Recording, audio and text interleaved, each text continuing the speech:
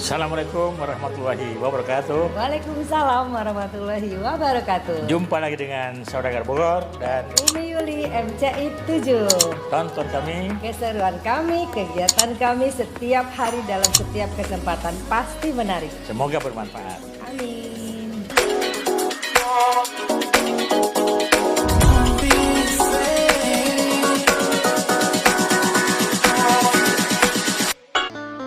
Assalamualaikum warahmatullahi wabarakatuh.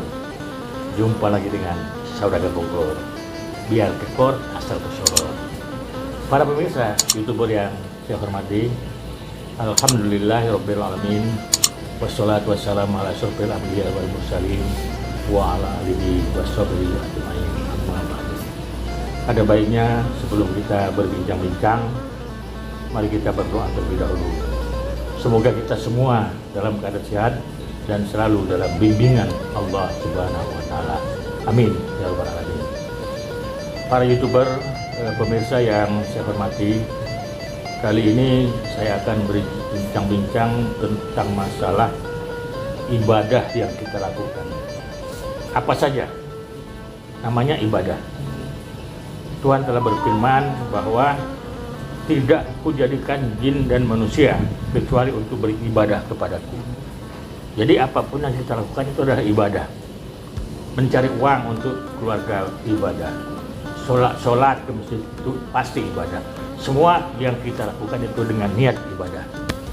Tetapi ada satu hal, ibadah kita walaupun sampai bagaimanapun tidak akan mendapatkan manfaat buat kita. Kita tidak akan masuk surga. Ibadah yang kita lakukan itu bila tidak mendapatkan ridho Allah Subhanahu wa Ta'ala. Saya ulangi lagi, ibadah yang kita lakukan itu bagaimanapun tidak akan mendapatkan manfaat buat kita. Kita tidak akan masuk surga kalau tidak mendapatkan ridho dari Allah Subhanahu wa Ta'ala. Nah, sekarang pertanyaannya, bagaimana caranya supaya ibadah kita itu mendapatkan ridho dari Allah Subhanahu wa Ta'ala? Paling tidak, ini menurut para ulama, saya bukan kiai, tapi saya mendengarkan ceramah-ceramah menurut pada para ulama, agar semua ibadah kita itu mendapatkan ridho dari Allah Subhanahu wa Ta'ala, paling tidak ada 3 hal yang harus kita ikuti. Apa itu?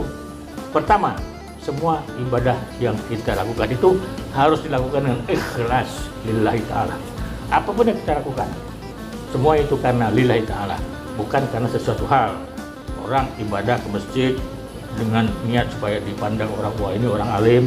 Kemudian seorang penceramah, dia ceramah agar dipandang sebagai seorang ulama. Jangan, itu tidak akan baik. Semua yang kita lakukan itu kita lakukan secara ikhlas karena lillahi ta'ala. Ini yang pertama. Nah, yang kedua, kita harus menjadi anak yang soleh, anak yang berbakti kepada kedua orang tua. Sebab tidak akan ada ridho Allah kalau tidak ridho daripada kedua orang tua kita.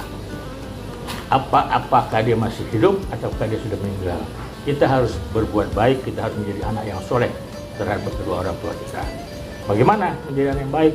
Ya kita berusaha berbuat supaya orang tua kita senang, patuh kepada dia, hormat kepada dia, dan sebagainya. Yang penting jangan sampai kita menyakiti kedua orang tua kita. Jadi satu, ikhlas.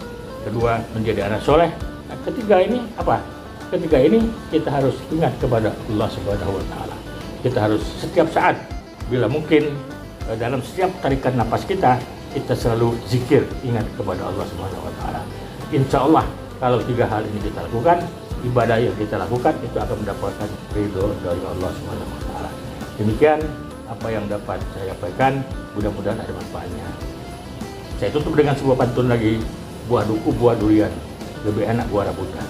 Ini yang dapat saya sampaikan, kurang dan lebih mohon dimaafkan. Sekian, terima kasih.